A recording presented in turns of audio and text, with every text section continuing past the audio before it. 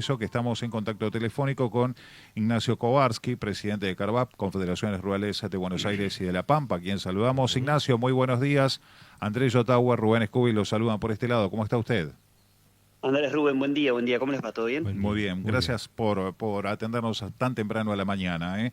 No, al contrario. Bueno, ¿cuál es la situación que está atravesando después del fin de semana pasado la provincia de Buenos Aires en el día de por estas horas, después de las lluvias?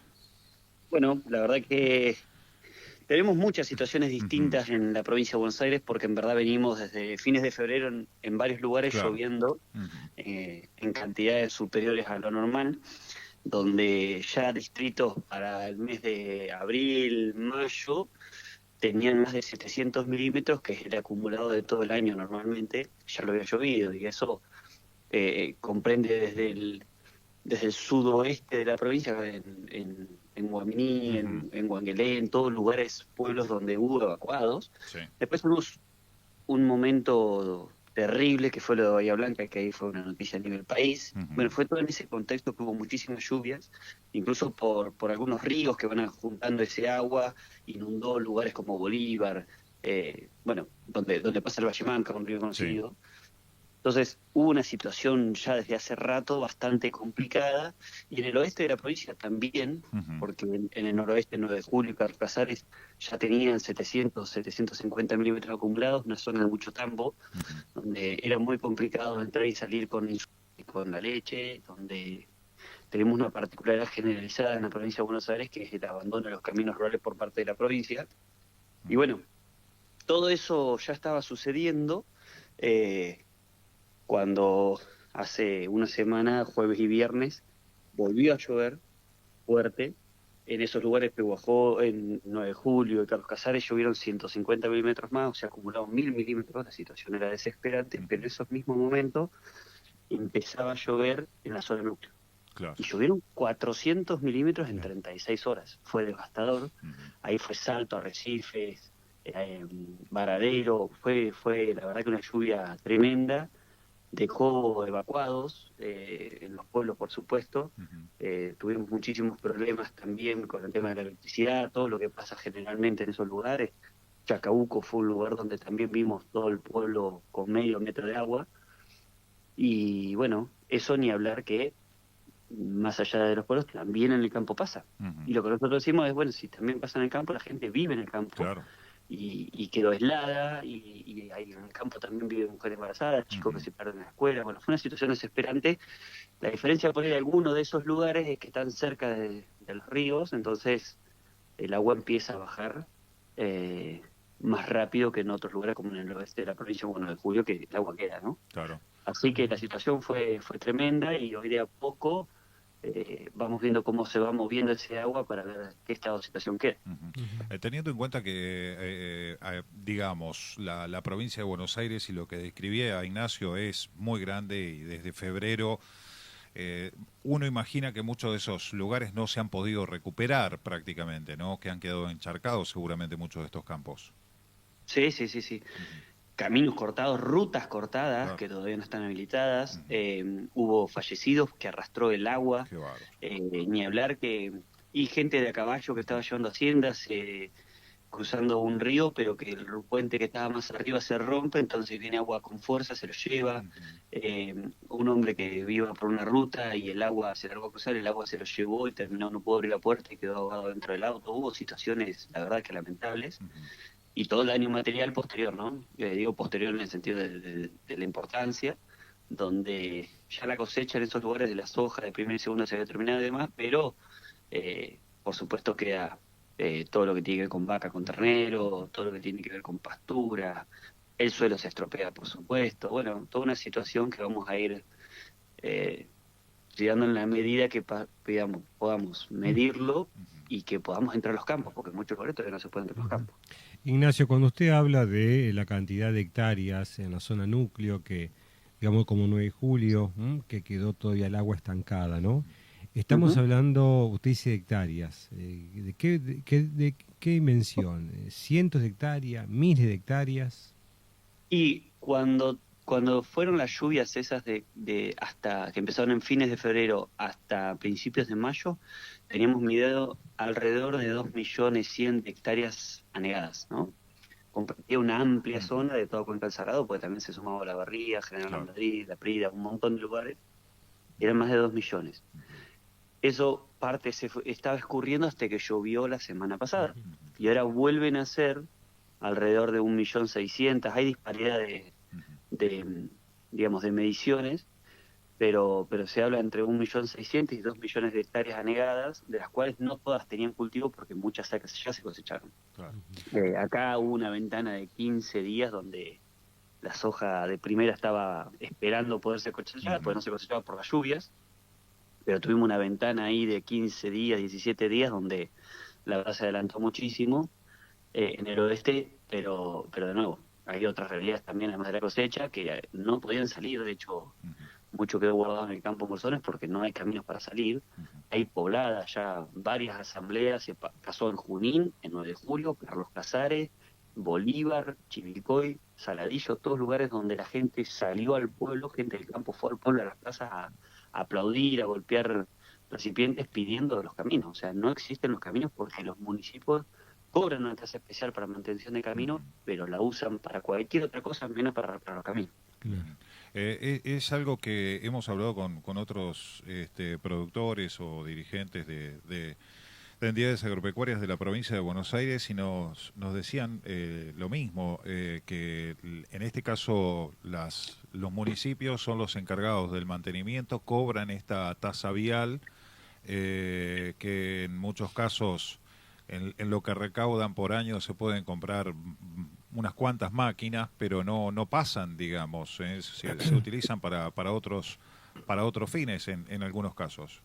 Sí, muchísimos casos. Tenemos algunos, nosotros en Carvalho hacemos un simposio de caminos, a veces cada un año, a veces cada 2 años, dependiendo la gravedad del estado de situación de los caminos de las provincias de Buenos Aires y La Pampa, donde evaluamos, ponemos por supuesto en valor los casos exitosos, los mostramos y los explicamos, porque después cada municipio lo maneja como acuerda, digamos, con las fuerzas vivas, con las rurales y de emergencia y demás, cómo manejar los caminos. Hay lugares donde es puramente de mantenimiento municipal, donde se cobra una tasa. Todos cobran una tasa, ¿sí? Ajustada por producto, por IPC, por acuerdos, por lo que sea, pero todos cobran una tasa. Y eso depende cómo se usa. Hay lugares, no sé, en Clave, donde vivo yo, en el oeste, lo usa el municipio con maquinaria propia y son los que arreglan los caminos. Hay otros que tienen un ente descentralizado, donde tiene una cuenta directamente aparte de corriente de banco, y la tasa de los productores se deposita ahí, entonces es una comisión vial la que lo maneja, y ahí es generalmente mucho más eficiente, ¿no? Pues es como un ente privado público, pero con presupuesto propio. Y el 100% de la tasa de ahí, y esos son de los que mejor funcionan. Otros es similar, pero va solamente el 70% de los recursos, el 30% ya se lo queda el municipio para usarlo para lo que se le ocurra. Bueno, hay distintos modelos y distintas niveles de prestaciones de servicio, pero es algo preocupante porque los caminos siguen siendo lo mismo que hace 100 años, la producción se supone que venía creciendo, debía crecer, pero la verdad que terminamos viendo que hay como ciudadanos de segunda, ¿no? Los que viven en el interior, el profundo, en el campo, no pueden, los chicos no pueden ir a la escuela, no pueden venir a hacer las compras los fines de semana porque llueven 30 milímetros y justo tiene franco el paisano en el campo y no puede salir porque tiene un auto que no puede pasar por los pozos que hay. Entonces es una situación de disparidad con la gente que vive en el pueblo bastante cruel y que a veces tanto hablamos del arraigo y de que vivir en el interior y el campo, y poblarlo y salir de las grandes urbes. Bueno, la verdad que con estas situaciones es imposible eso, ¿no? Parece una utopía. Ignacio, es en porcentaje, no le voy a pedir los números porque es pedirle demasiado, ¿no? Y sobre todo sin haberlo pautado antes esto, pero así a su mirada, en su pueblo, en la zona y demás, ¿qué tan importante es la población rural que existe en la provincia de Buenos Aires, o por lo menos dónde está radicado usted? No sé cuánta Ujú. gente vive en el campo y Ujú. varía bastante si hay tambos o no. Claro. Yo, por ejemplo, acá en Trenque hay 160 tambos, eso hace que haya muchísima gente Sí. viviendo en el campo. Hay también mucho campo de invernada y de Ujú. engorde, Ujú. hay campo mixto agrícola, hay de todo. Pero Claro. después te vas, no sé, a La Prida, a Ujú. La Barriga, son campos mucho más grandes, todo de vaca, de Ujú. cría, y ahí vive gente en el campo seguro, pero Claro. las superficies son más grandes con menos gente, y te Ujú. vas por ahí a Pergamino, a Salto, a todos esos lugares, Ujú. y que quizás la gente, no hay tanta gente viviendo en el campo. Varía Claro. mucho, pero no tengo el número directo de Ujú. gente viviendo en el campo, la verdad que no. Sí, en algún momento teníamos la cantidad de chicos escolarizados en escuelas rurales, Ah. pero a veces gente Ujú. del pueblo manda a los chicos a las escuelas rurales, Claro. Ajá. sobre todo no a las rurales, sino a las agropecuarias, ¿no? A la Ujú. agrotécnica, que son Claro. escuelas espectaculares en Ujú. algunos casos, Ujú. con sus dificultades hoy Ujú. por culpa del gobierno provincial, pero que siempre han tenido una educación muy buena, ¿no? Ujú. Históricamente. Seguro. Ujú.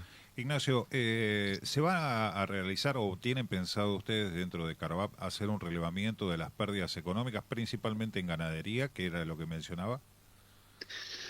Sí, Ujú. se hacen muchos casos Ujú. a nivel local, en Ujú. verdad, Ujú. junto con el INTA, porque después se presentan las emergencias en la provincia de Buenos Aires. Ujú. Se acaba de dictar la comisión, la CEDAVA, la Comisión de Emergencia de la provincia de Buenos Aires, se acaba de reunir el día miércoles y evaluaron la situación de muchísimos distritos, y ahí es donde se da bastante la información. Lo que pasa que no se contemplaron en este caso las inundaciones de Estado del Norte, porque todavía era incipiente, Ujú. pero ahí es más o menos donde se da la información después. Es difícil evaluar, ¿no? Ujú. Porque muchos ya estaban cosechando, otros no, el bolsón que le agarró el agua no, la Ujú. verdad que es difícil. Y el tema animales, yo creo que hubo más pérdida en las anteriores lluvias, que todavía había ternero al pie Claro. muy chico, Ujú. cuando llovió en febrero o marzo, que Ujú. ahora, Ujú. que ya, o hay mucho ya destetado, o mucho Ujú. ya se había vendido en otras zonas. Bueno, la verdad que no es tan fácil de medir, ¿no? Ujú. Ignacio, usted encabeza una organización sindical, en este caso CARVAP, que es una de las más importantes de la República Argentina, aglutina, dialoga con dirigentes, con productores de la provincia de Buenos Aires y de La Pampa. ¿Cuál es la mirada que tienen respecto a estas medidas económicas hacia el campo, ¿no? Y teniendo en cuenta también que se viene el 30 de junio, donde las retenciones volverían a su estado natural, es decir, no natural en el buen sentido, sino que volverían a los Entiendo. números que estaban anteriormente. Mirá, la verdad que nosotros, algunos dicen, che, bueno, tiene visto bueno que por lo menos trigo y cebada Ujú. quedan Sí, en el 9,5. El por lo menos es triste, ¿no? sí, Porque, y como casi se te escapaba a su estado natural, pareciera que ya tendríamos que sí, convivir con Sí. retenciones, sí. y que, como ha dicho el presidente y como venimos sosteniendo hace años, y como está demostrado que nos ha puesto un techo, las retenciones son un robo, Ujú, son de lo peor que tenemos. ujú, eh, y nosotros no tenemos más que decir la realidad. Las retenciones, además de ser ese adjetivo de que es un robo, nos han puesto un techo de producción que no hemos podido superar, y que nos ha dejado fuera de la posibilidad de adoptar mayores tecnologías, que a veces nos ha hecho descuidar los suelos, porque con las retenciones hemos visto en uno de los peores gobiernos, el peor gobierno de la historia, el de Cristina y el de Alberto, donde no podíamos rotar cultivos porque no daba la rentabilidad. Entonces ahí era cuando teníamos cultivo de soja, ¿verdad? Y ujú. soja sobre soja. Bueno, eso nos ha alejado de a poco, nos hemos comido los suelos, todo eso por un impuesto de un Estado elefantésico que nunca supo administrarse, y que la verdad que por años, 20 años, se recaudaron más de 200.000 millones de dólares. ¿Y dónde está? O sea, además Claro. que tendría que estar en los productores, la verdad que esa plata desapareció. Entonces, nosotros debemos decir la verdad.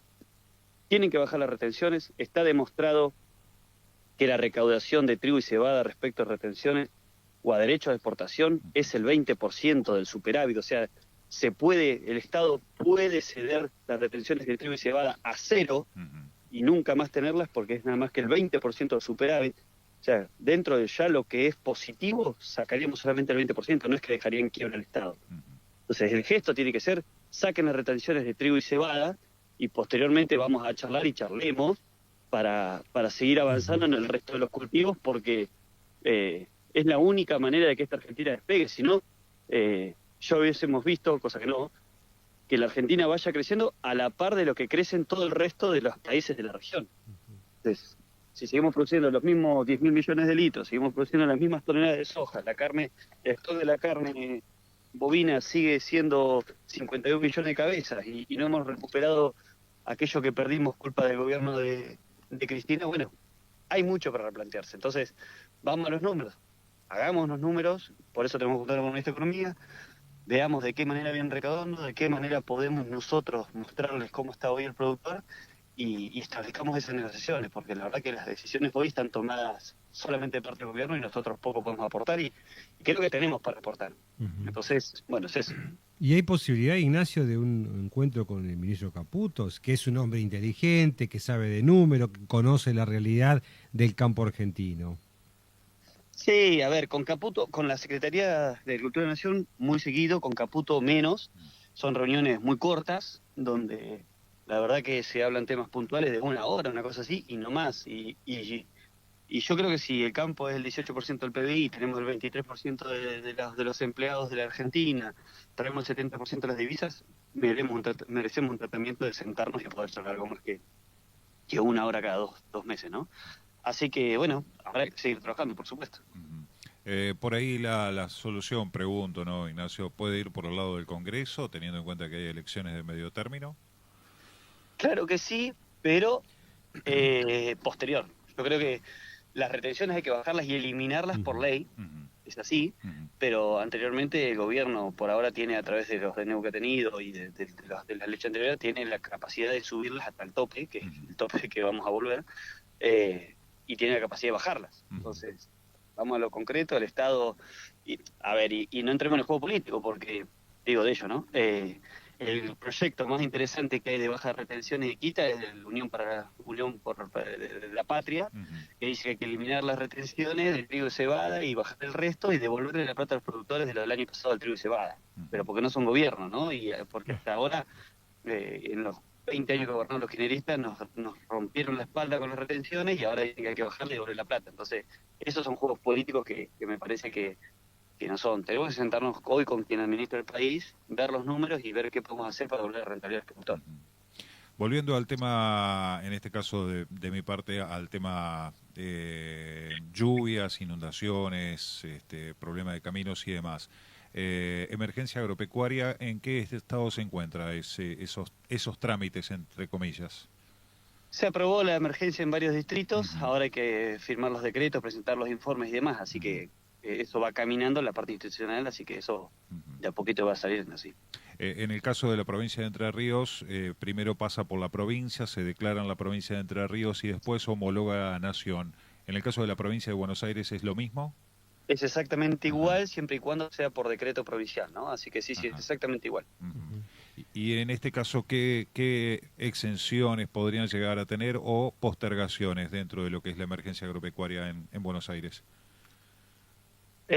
No, lo mismo. En Provincia de Buenos Aires se dispara líneas de crédito subsidiadas de provincia, dispara alguna postergación de vencimientos de inmobiliario y, bueno, algunas de esas cosas, poca cosa, por supuesto, y después eso a ser homologado a nivel nacional sí tiene sobre ganancias, sobre impuestos nacionales, el resto, sobre créditos de Banco Nación y demás, así que siempre el paso posterior, ¿no? Dentro de todo esto que hemos mencionado, o varios de estos puntos dentro de la emergencia agropecuaria, ¿cuál es lo más inmediato que necesita hoy por hoy el productor? Sentarnos a charlar con los representantes de campo a ver si logramos darle un alivio. Tenemos que charlar en el tema de los impuestos, la degradación de los fertilizantes, tenemos que charlar en la inmediatez, si se quiere, esta baja de las retenciones de trigo y cebada. Después hay que hablar de girasol, que tampoco es tanto, y el girasol para nosotros es un cultivo importantísimo.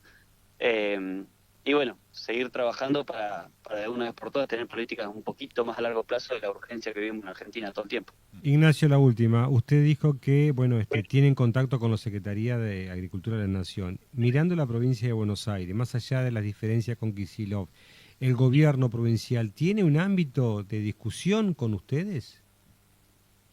¿El provincial? Sí.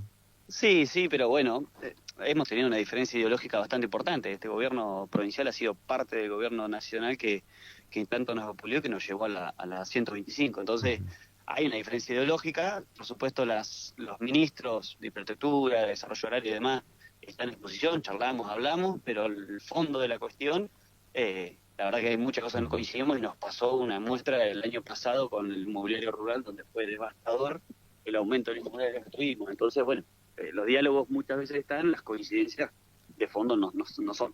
Ujú. Ignacio, le agradecemos estos minutos, muchísimas gracias y un abrazo grande para todos por allá. Gracias, abrazo y bueno, nos estaremos viendo con la gente allá de los pagos de ustedes. Un saludo a todos y por supuesto a disposición. Gracias, buen fin de semana. Hasta luego. Dialogábamos con Ignacio Kowarski, presidente de CARVAP, Confederaciones Rurales de Qué Buenos Aires y de panorama, La Pampa. 2 millones de hectáreas, casi. Sí, más de 2 millones de hectáreas.